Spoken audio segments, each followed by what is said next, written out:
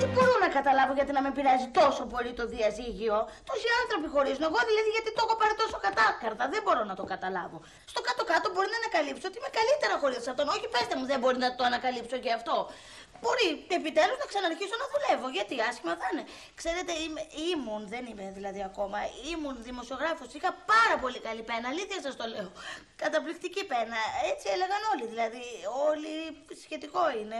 Ο Αντώνης είχε κάποιες αντιρρήσεις. Δεν συμφωνούσε.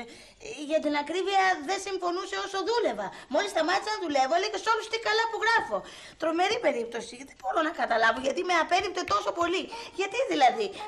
Ίσως να μην του άρεσε και τίποτα πάνω μου. Τι έγινε?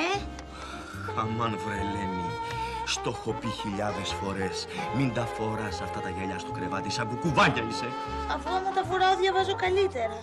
Ναι, αλλά άμα τα φοράς εσύ, εγώ τρομάζω. Τώρα γιατί με πληγώνεις, εγώ που το έχω αυτό το ελάττωμα, αφού είναι και γενετής. Έλα βρε Ελένη μου, βγάλ' τα αυτά τα γυαλιά να κοιμηθούμε. Έλα. Κουκουβάγια. Όχι, πέστε μου, μοιάζω εγώ με κουκουβάγια. Κουκουβάγια, αυτό ήταν. Αυτό ήτανε. Σεξουαλικό πρόβλημα πάντως δεν είχαμε, ευτυχώς δεν είχαμε. Πώς μπορούσαμε να έχουμε σεξουαλικό πρόβλημα αφού δεν είχαμε σεξουαλικές σχέσεις? Αντώνη. Τι θέλεις μωρέ Ελένη? Εσένα. Έλα ρε Ελένη, μεταξύ μας. Νομίζει τώρα αυτός ότι είναι κάποιος. Τον γελάσανε.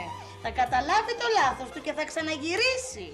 Αν δε που θα γυρίσει. Μπορεί η παρουσία μου να μην ήταν τόσο ελκυστική, αλλά δεν μπορεί. Η απουσία μου θα τον τζακίσει.